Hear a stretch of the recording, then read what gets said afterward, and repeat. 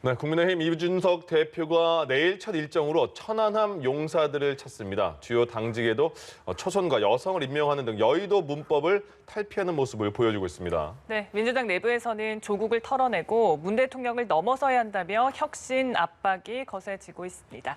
두 분과 함께 정치권 소식 짚어보겠습니다. 네. 배종호 세한대 교수, 김병민 국민의힘 전 비상대책위원 자리하셨습니다. 네, 어서 오십시오. 어서 오세요. 어서 오십시오. 네, 안녕하세요. 정말 새로운 바람이 불었습니다. 정치사에 새로운 역사가 쓰여졌다 이런 평가가 지배적이고 첫 번째 30대 당대표. 공정을 기치로 내건 것 같아요. 근데 주위에서는 기대도 있고 우려도 있는 것 같습니다. 어떤 점일까요? 일단 말씀하신 대로 기대와 우려가 공존하고 있는 거죠. 네. 30대의 당 대표가 나온 것은 우리 헌정사상 처음 있는 거죠. 네.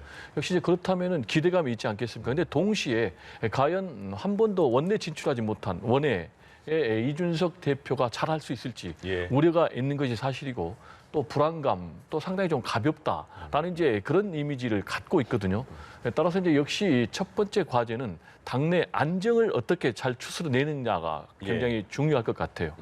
경선 과정에서 중진들 4명과 굉장히 치열하게 싸웠지 않습니까? 네. 특히 이제 나경원 후보하고는 굉장히 감정의 골이 깊어졌는데 이런 경선 과정에서의 갈등, 분열을 극복하고 잘 추스릴 수 있겠느냐.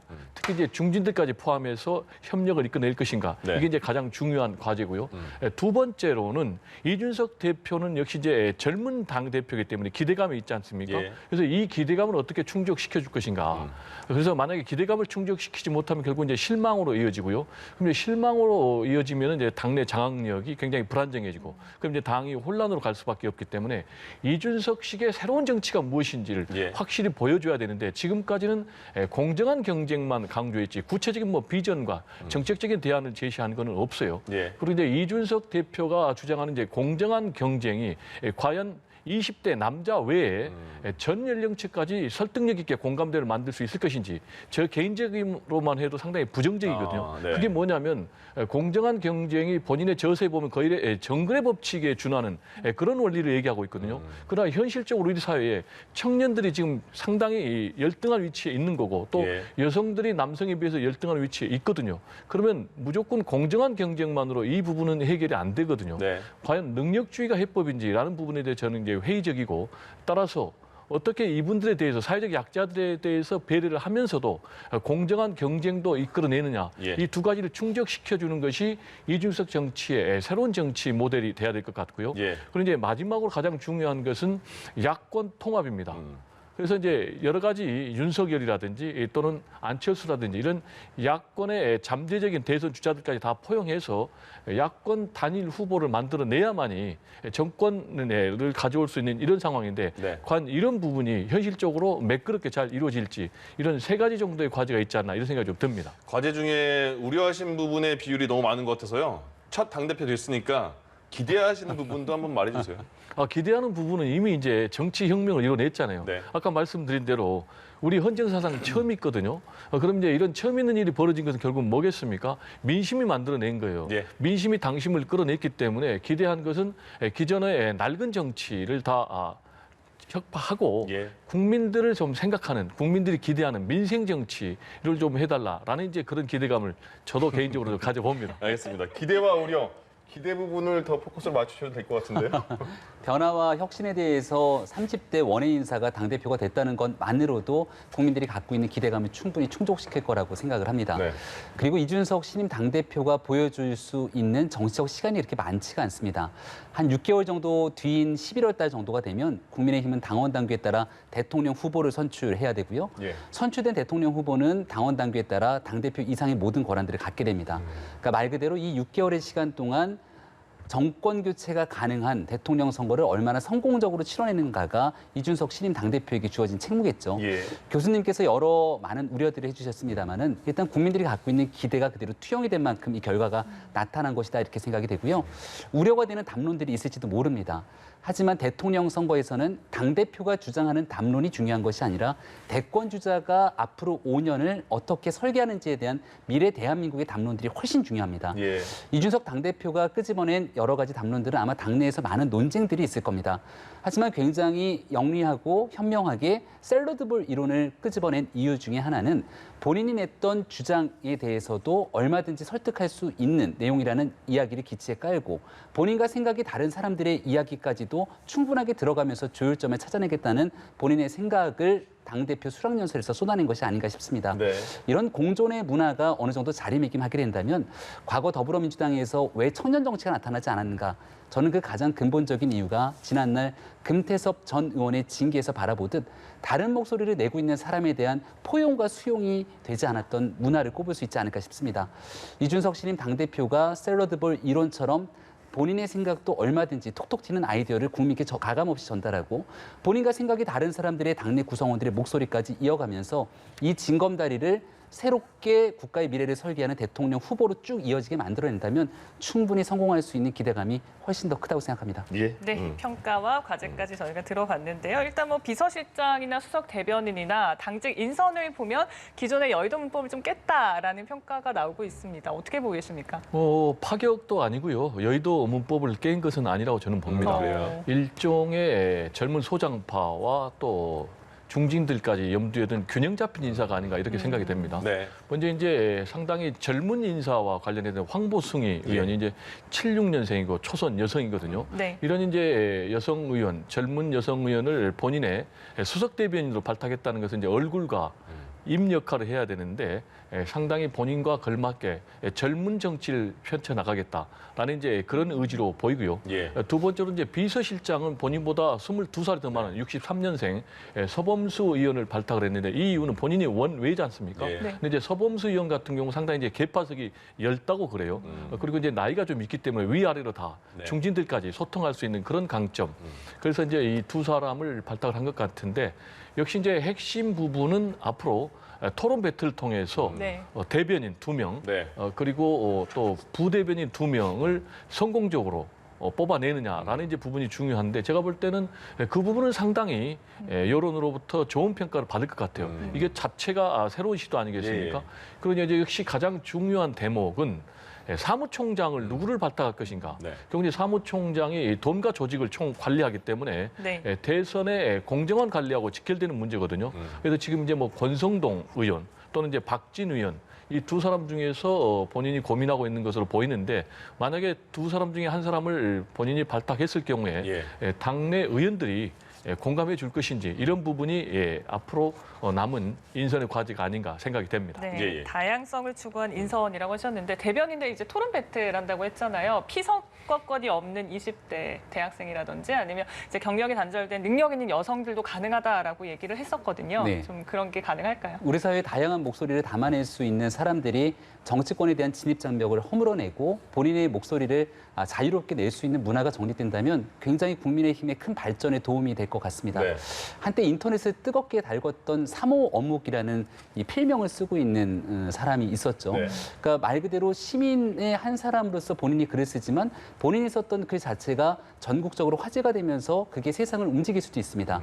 그런 여러 사람들이 자연스럽게 토론 배틀에 참여해서 본인의 생각을 가감없이 전달하고 국민의힘의 새로운 대변인이 돼서 때로는 경력 단절 여성을 대변하고 또 때로는 젊은 20대 청년을 대변할 수 있는 문화가 정립되는 것은 아주 의미 있는 변화의 한 축이 될 거라고 생각하고요. 예. 대변인뿐 아니라 여의도 연구원장 그리고 정책의장 조금 전에 말씀하셨던 사무총장의 역할이 매우 중요한데 네. 대통령 선거를 준비해야 되는 수권 정당의 길을 가야 되기 때문에 여의도 연구원장은 여기에 대한 모든 전략을 짤 수밖에 없는 최고의 브레인이 와야 된다는 생각이 들고요.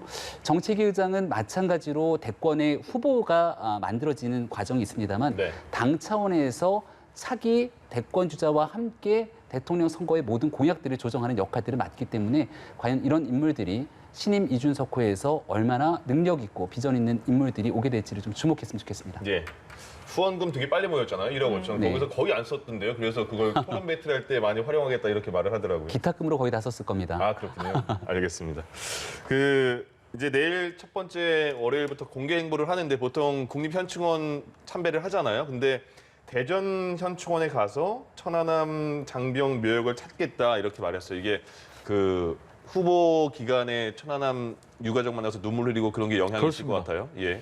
제가 볼 때는 뭐 두 가지 의미가 담겨 있는 것 같아요. 하나는 기존의 정치인들과는 좀 뭔가 차별화를 해보겠다라는 그런 의미가 담겨 있는 것 같고요. 네. 두 번째로는 역시 2030 예. 그리고 보수층을 겨냥한 그런 행보가 아닌가 생각이 됩니다. 아시겠지만 이제 정치인들 당선되면은 공식적인 의전이 서울의 현충원을 방문하는 것이거든요. 네. 근데 서울 현충원 대신에 이제 국립 대전 현충원을 방문을 하는 거예요. 예. 그럼 이제 이곳에는 누가 잠들고 있냐면은 천안함 용사들 포함해서 55명이 잠들고 있거든요. 따라서 이분 희생자들이 대부분 본인하고 비슷한 연배라고 그래요. 네. 그래서 이곳을 방문함으로 인해서 차별하고 동시에 이대남으로 상당히 자신을 지지해줬던 20대, 30대 그런 남성들의 표심을 계속 끌고 가겠다. 또 동시에 이제 안보 이건 이제 보수층의 전통적인 가치 아니겠습니까? 그래서 이곳을 또 찾음으로 인해서 20 남성뿐만이 아니라 30, 40, 50, 60 장년층 세대까지 겨냥하겠다라는 예. 이제 그런 포석이 담긴 행보가 아닌가 이렇게 생각이 됩니다. 예. 그 여러 가지 새로움에 대한 기대가 많잖아요. 그래서 많은 그 지금 신인 대표도 본인에 대한 기대치 때문에 어떤 새로움을 계속 하려고 하고 있는 것 같고, 근데 기존의 대로 하는 것도 좋은 것도 있을 것 같고 고민이 많을 것 같아요. 네, 부담감이 클 수밖에 없을 겁니다. 30대 파격적인 당대표가 뽑혔기 때문에 여기에서 자칫 과거로 회귀하는 듯한 모습을 보여주게 된다면 그 기대감은 실망으로 변할 수 있기 때문에 여기에 대한 강박관념이 있을 수도 있거든요. 하지만 일각에서는 이런 얘기도 합니다. 30대의 원외인 인사가 그동안 파격적인 행보를 통해서 당대표에 올라선 만큼 네. 그것만으로 이미 보여줄 수 있는 새로움은 거의 모든 것들을 보여줬다. 그래서 너무 강박관념에 빠져서 과거에 했던 것들과 전혀 다른 행보들을 보여주려고 하기보다는 기존에 있었던 안전적인 질서 하에서 국민들이 눈살을 찌푸리는 것들을 하나둘씩 걷어내는 행보를 이어가는 것이 훨씬 더 대통령 선거를 가는 길에 중요하지 않겠는가라는 얘기도 하는데요. 예. 우리가 정치에서는 실수를 하지 않는 것이 매우 중요합니다. 자칫 뭔가에 대해서 큰 성과를 내려다가 작은 실수 하나 두 개가 쌓이면서 정치 권력이 무너지게 되는 사례들이 적지 않게 나타나죠. 지금 보여지게 되는 행보 속에서 아마 한 일주일 정도 기간 동안에는 민주당에서도 그리고 야권에 있는 정의당에서도 실질적으로 새로운 당대표에 대한 축하를 많이 하겠지만 시간이 조금 지나고 나면 결국 대통령 선거를 두고 치열한 다툼이 진행되는 만큼 실수가 없는 상황에서 국민의 기대를 충족하기 위한 한 걸음씩의 행보를 잘 뗐으면 좋겠습니다. 예. 네. 이렇게 국민의힘 당대표에서 이제 흥행을 하다 보니까 이제 여권에서는 긴장을 할 수밖에 없을 것 같습니다. 지금 이런 상황들로 인해서 새신 바람이 불고 있는데 여당 입장에서는 이게 위기이겠습니까? 상당히 여당 입장에서는 위기감을 느낄 수밖에 없는 거죠. 지금 이제 이준석 돌풍의 본질이 한마디로 얘기하면은 정치판을 바꿔라. 정치의 체질을 근본부터 바꿔라. 예. 작게 얘기하면은 세대 교체지만 더 크게 얘기하면은 정치의 주류를 바꾸라라는 이제 그런 메시지거든요. 그럼 이 부분이 국민의힘에만 적용되는 게 아니고 집권 여당에게도 적용될 수밖에 없기 때문에 예. 상당히 이제 민주당으로서는 위기 의식을 가질 수밖에 없고 그런데 이준석 돌풍의 직접적인 강타 대상은 제가 볼 때는 크게는 이제 두 부류 같아요. 하나는 60대 이상의 민주당 국회의원들 그리고 두 번째로는 이제 586 민주당 국회의원들이 대상이 될 것 같아요. 네. 특히 아시겠지만은 이 86그룹, 586 민주당 국회의원들 같은 경우는 이미 기득권으로 지금 인정받고 있는 그런 사실이거든요. 그리고 구체적으로 용태론이 계속 터져 나오는데 지난번에 21대 총선에서도 이 86그룹의 용태론이 나왔는데 예. 이번에 이제 이준석 돌풍이 나오면서 야, 우리 안 되겠다. 우리도 변해야 되겠다. 그러기 위해서는 86그룹도 좀 물러나야 된다라는 용태론이 지금 다시 고개를 들고 있거든요. 그럼 제가 볼 때는 이런 86그룹 용태론은 앞으로 시간이 갈수록 더 거세질 것 같아요. 왜냐하면 실제로 민주당 내에서 86그룹이 대다수를 차지하고 있기 때문에 예. 그래서 기득권 집단화 돼 있기 때문에 새로운 피를 수혈하기 위해서는 이 86그룹이 물러나지 않으면 자리를 비워주지 않으면은 신진 세력들을 수혈할 수 없는 그런 상황이거든요. 따라서 제가 볼 때는 이제 이 86 세력들이 굉장히 앞으로 거세게 이 도전에 직면할 것 같은데 예. 86 세력들 알지만은 이미 DJ에 의해서 발탁된 이후로 한 30년 가까이 현재 정치 일선에 있거든요. 네. 그래서 이 문제와 관련해서 앞으로 민주당에서 이제 2030을 필두로 하는 새로운 정치 주체들 이미 이제 이준석 돌풍으로 인해서 2030이 우리 정치의 전면에 지금 등장을 했거든요. 그래서 민주당 내에서도 2030 세대 또는 40 세대와 예. 이 86그룹 간의 치열한 앞으로 삿바 싸움이 전개되지 않을까 이렇게 예상이 됩니다. 네. 기득권 용태와 더불어서 이제 젊은 층 그러니까 민주당 내에서도 이제 젊은 인사들이 있잖아요. 이런 사람 좀 힘을 받을 수 있을지, 또 어떤 인물들이 있을지, 원외 인사까지도 이렇게 들어올 수 있는 가능성이 네. 있을까요? 그 파격적인 행보를 하기 위해서는 의외성이 있어야 됩니다. 이번에 영선이라는 표현이 참 많이 회자가 네. 됐는데 네. 그러니까 기존에 있었던 국회에 대한 불신들이 가득하기 때문에 오히려 바깥에 있는 인사에 대해서 국민들이 한번 새로움과 신선함을 가져보게 되겠죠. 그런 이런 영선 돌풍이 이번에 처음 있는 일이냐라고 하면 그렇지 않습니다. 네. 네. 2010년 더불어민주당에는 영선이면서도 굉장히 젊은 나이에 정치적 경험은 노무현 전 대통령이 만들어냈던 안희정, 이광재의 두 지사를 광역자치단체장으로 만들어낸 돌풍을 가져오게 되죠. 네. 그 당시에 아마 민주당의 거의 모든 지역의 기초자치단체장에서 40대의 젊은 피를 대거 수혈하기도 합니다. 그때는 2006년 지선 참패와 2007년의 대선 참패, 그리고 2008년 총선까지 이어지는 사실상 민주당의 기반이 송두리째 붕괴되는 것 아닌가라고 하는 위기감들이 있었고 2009년 노무현 전 대통령의 서거 이후 완전하게 새롭게 혁신하기 위한 과정으로 2010년도 민주당의 새바람이 불기 시작했었죠. 지금은 지난해 총선에서의 완벽한 의석을 획득함으로 인해서 민주당이 강한 기득권 정당이 돼버린 것 같은 생각이 듭니다. 여기 대해서 모든 걸 내려놓을 정도의 쇄신 조치가 없으면 젊은 사람들이 들어갈 수 있는 공간 자체가 없는 거겠죠. 그러니까 지금 현재 국민의힘에서는 지난 총선의 처절한 참패 이후 다시 한번 국민들께 다가서기 위한 노력으로 이준석 신임 당대표를 만들어낼 수 있는 그런 당신들이 모이고 있는 겁니다. 예. 민주당에서도 젊은 사람들에 대한 소구력 있는 메시지를 내기 위해서는 기존에 있었던 기성정치권과 기득권이 스스로 무언가를 내려놓기 위한 희생이 필요한데 적어도 지금은 그 희생이 보이지 않고 있는 것 같아서 젊은 층들에게 그저 왜 우리는 이준석, 왜 우리는 젊은 사람이 없냐라고 얘기하는 것들은 조금 논리적인 어폐가 있지 않는가 싶습니다. 예. 네. 이준석 대표가 이제 되면서 정말 많은 게 새로워지고 재밌어지고 그런 분위기인 것 같아요. 근데 그 양정철 전 민주연구원장이 귀국을 하면서 일간지와 인터뷰를 했잖아요. 그 내용에 대한 분석 또 후일담도 나오고 있는데 이렇게 언급했다고 합니다.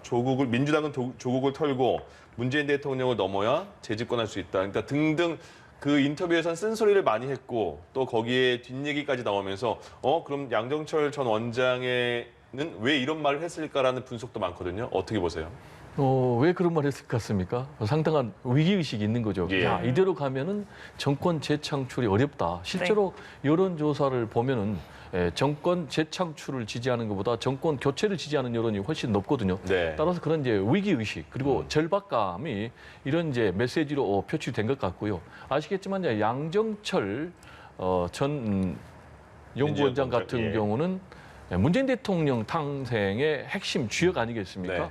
따라서 본인 입장에서는 이제 문재인 정부의 성공과 함께 정권 재창출해야 된다라는 이제 강한 그런 책임의식을 갖고 있는 것 같아요. 예. 근데 이제 핵심 내용을 들어보면은 크게 세 가지 메시지로 정리가 돼요. 첫 번째로는 말씀하신 대로 조국의 강을 건너자예요. 조국 문제는 이미 집권 여당의 아킬레스건이다. 따라서 이 문제를 극복하지 않고는 대선에 승리할 수 없다라는 이제 그런 판단을 내린 것 같고요. 네. 두 번째로 말씀하신 대로 문재인 대통령도 극복해야 된다라는 메시지를 던졌어요. 즉 그 얘기는 무슨 얘기냐면 문재인 정부의 대표적인 핵심 정책들, 뭐 소득주도 성장이라든지 탈원전 정책이라든지 부동산 문제 이런 부분도 뛰어넘어서 예. 실용적인 비전과 정책을 제시를 하지 않을 경우에는 중도층을 잡아올 수 없다. 그리고 이 중도층의 민심을 잡아오지 않고는 대선에 승리할 수 없다라는 이제 그런 메시지고요. 예. 마지막 세 번째로는 친문의 이름으로 줄 세우기를 하지 말아라라는 이제 메시지가 담겨 있어요. 네. 그러면서 구체적으로 친문 핵심으로 분류되는 사람이 이 줄 세우기를 하지 마라라고 얘기를 했는데 즉 이 얘기는 뭐겠습니까? 친문 이름으로 줄 세우기를 하면은 경쟁력이 있는 대선 후보가 못 나온다. 그러면 대선에서 승리할 수 없기 때문에 이제는 뭐 친문 이런 걸 뛰어넘어서 가장 경쟁력 있는 그런 대선 주자를 만들어내야만이 이준석 돌풍에 맞서서 승리할 수 있다라는 이제 그런 메시지인데 예. 역시 중요한 것은 이제 이런 굉장히 파격적인 메시지를 내놓음으로 인해서 특히 친문 핵심 지지층이 어떻게 반응할 것인가라는 네. 게 저는 굉장히 궁금한데요.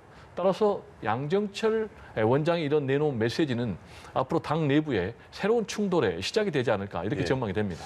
그러니까 당내에서는 조국 전 장관과 대통령을 직접 겨냥해서 언급하기는 좀 부담스러운 상황일 것 같은데 양 전 원장이 이렇게 언급했잖아요. 이런 지적에 대해서는 어떻게 평가하세요?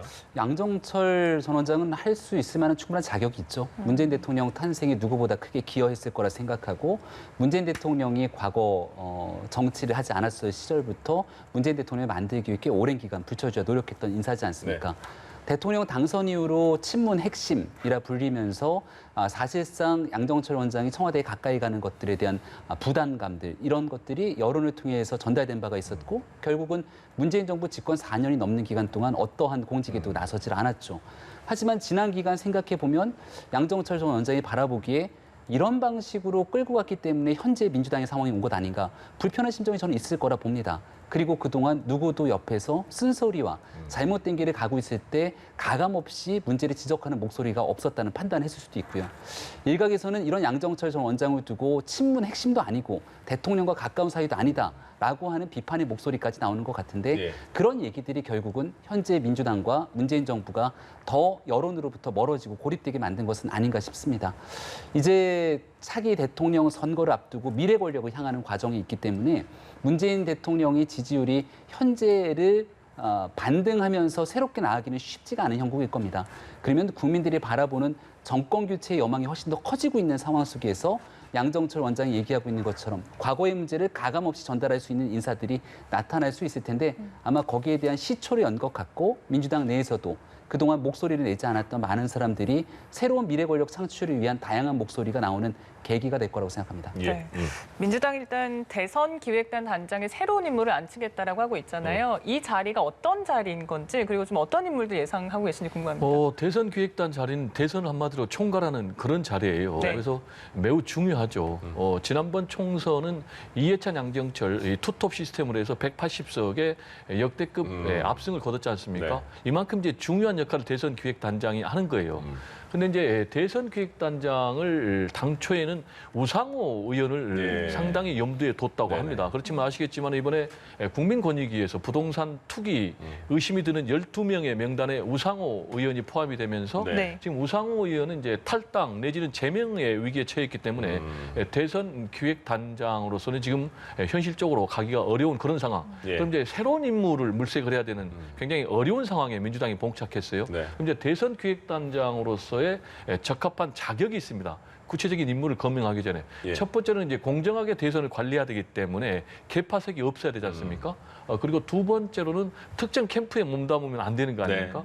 그리고 세 번째로는 대선 전략에 뛰어난 기획통이 돼야 되는 거예요. 이런 역할들은 이제 이해찬, 양정철이 했는데 과연 그럴 인물이 누가 있겠는가? 또 동시에 대선을 잘 관리할 수 있는 이런 능력이 있어야 되기 때문에 쉽지 않은 사람이에요. 그래서 뭐 적임자가 소수에 불과할 텐데 이런 그래도 맡을 만한 사람들에게 권고를 좀 하니까 다들 고사를 했다고 그러고요. 지금 이제 민주당 입장에서는 지금 우리 국민의힘에 이준석 돌풍에 맞서서 파격에 파격으로 가야 되는데 그런 역할을 지금 대선 기획단이 해야 되는데 지금 대선 기획단 단장 물색부터 지금 난항에 처해 있기 때문에 상당히 지금 고심스러운 그런 상황이 아닌가 이렇게 좀 정리가 됩니다.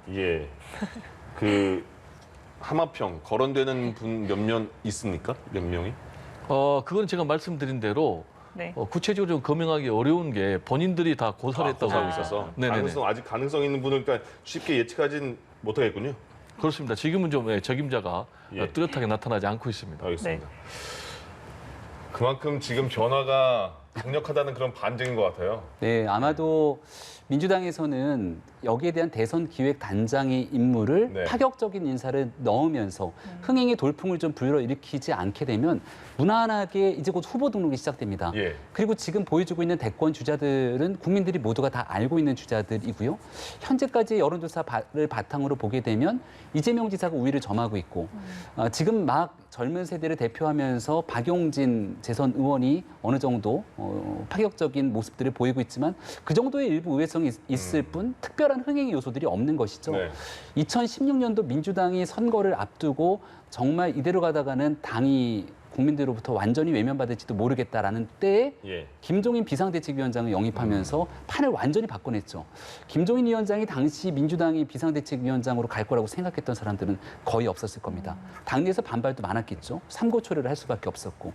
그 정도로 갖고 있는 모든 것들을 내어내고 여기에서 파격과 흥행을 위해서 누군가를 모셔오기 위한 조치가 없으면 아마 무난하게 대통령 선거가 진행될 것이고 국민의힘에서는 여러 가지 아직 의외성 있는 결과들이 많이 남아있기 때문에 그런 의도 속에서 민주당도 고심이 깊을 거라 보고 국민의힘도 선거는 사실은 한 걸음 한 걸음에서 언제든지 국민의 여론이 요동치고 바뀔 수 있는 터라 여전히 조심스럽게 생각하고 있는 것 같습니다. 그러니까 민주당 입장에서는 그 국민의힘 당대표가 누가 되느냐를 보고 6월 중순에 대선 기획단을 꾸리겠다. 그리고 거기서 경선 연기냐 아니면 지금 유지냐도 결정할 것 같은데 지금 분위기상은 그럼 이재명 후보 같은 경우에는 경선에 대해서 반대하는 걸 직접적으로 밝혔고 나머지는 다수는 연기 쪽으로 간 것 같은데 어떻게 해야 된다고 보세요?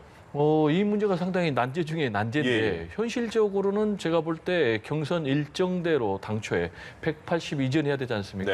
네. 그대로 가기는 좀 어려운 상황입니다. 왜냐하면 말씀하신 대로 이재명 지사 같은 경우는 원칙론을 내세우면서 예정대로 해야 된다. 네. 그리고 박영진 후보를 제외한 나머지 후보들은 다 연기를 주장하고 있는 그런 상황 아닙니까? 예.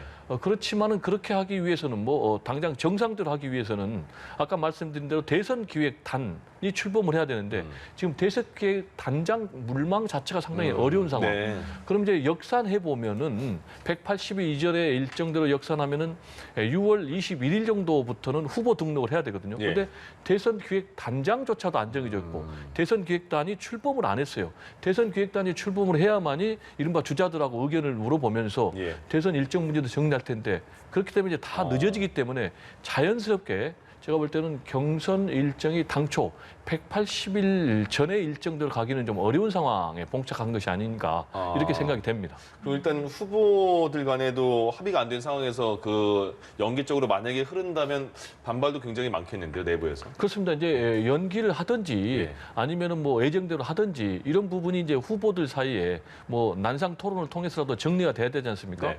그런데 말씀드린 대로 대선 기획단 자체가 출범을 안 해서 그런 기술적인 문제 때문에 자연스럽게 연기가 된다면은 이재명 지사 측 입장에서는 굉장히 반발할 수밖에 없는 상황이죠. 네. 따라서 이 문제가 지금 민주당 입장에서는 당장 당면한 최대의 과제이기 때문에 예. 어떻게 이 혼란을 잘 수습할 수 있을지가 네. 지금 송영길 대표의 과제가 아닌가 생각이 네, 됩니다. 알겠습니다. 네. 이준석 대표의 당선이 윤석열 전 검찰총장의 셈법엔 또 어떤 영향을 미쳤을지 궁금합니다. 윤 전 총장을 향해서 이 대표가 8월까지는 입당하라라고 밝힌 상황이고요. 윤 전 총장은 지금 기자 출신으로 공보팀의 진용을 꾸리고 있습니다. 지금 공수처 수사도 시작된 상황이어서 고민이 클 것 같은데요. 네, 윤석열 전 총장은 여전히 국민의 높은 지지를 받고 있는 유력한 대권 주자죠. 네. 하지만 현재 당적을 갖고 있지 않는 상황 속에서 한두 달 안에 국민의힘에 입당하고 난 뒤 바로 당내에 있는 경선을 치를 수 있는지에 대한 고심들이 좀 있을 겁니다.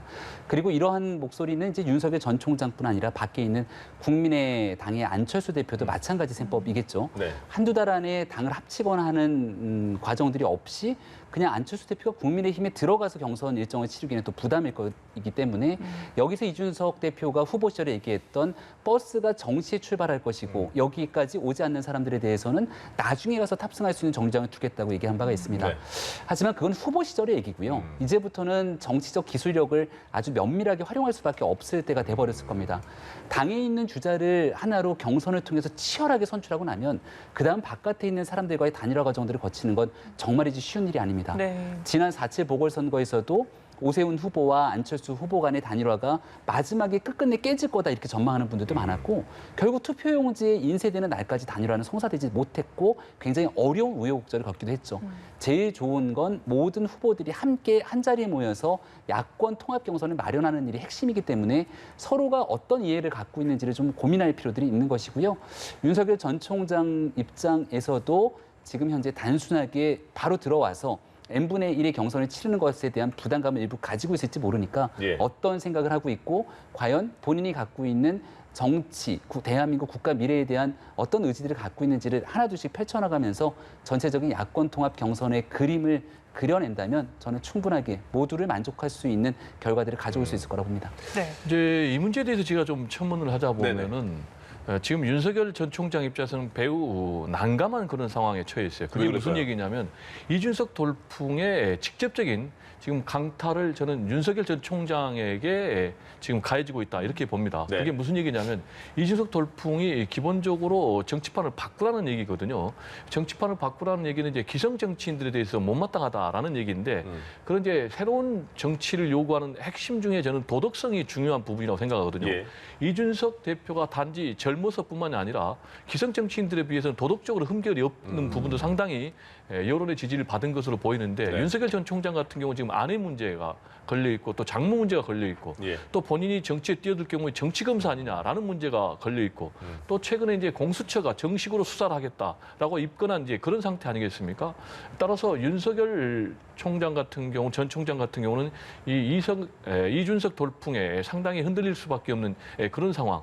거기에 더 나아가서 이준석 대표가 생각하는 야권 통합 또 야권 후보 단일화 스케줄과 방식 예. 그리고 윤석열 전 총장이 생각하는 이 시기와 방식이 서로 다르거든요. 지금 이제 이준석 대표 같은 경우는 8월 버스 출발론을 얘기하면서 자강론을 바탕으로 해서 윤석열 전 총장 들어와라. 예. 들어오지 않는다면 우리는 출발하겠다라는 것이고 윤석열 전 총장 같은 경우는 자신이 계속해서 야권 후보의 1위라는 압도적인 위상을 계기로 해서 결국 다 흡수해서 가겠다라는 얘기인데 이렇게 되면 이제 윤석열 전 총장과 이준석 대표가 야권 후보 단일화 주도권 싸움이 도달하는 이제 그런 상황. 지금 이런 상황에서 윤석열 전 총장이 공보팀을 이제 2명이나 네네. 발탁을 했지 않습니까? 네. 이 얘기는 결국 이제 앞으로 공보 메시지를 대폭 강화하겠다. 예. 그리고 대선 후보로서의 행보를 본격화하겠다라는 얘기인데 저는 이거는 상당히 바람직하지 못한 행보라고 생각합니다. 그게 왜 그러냐면 네.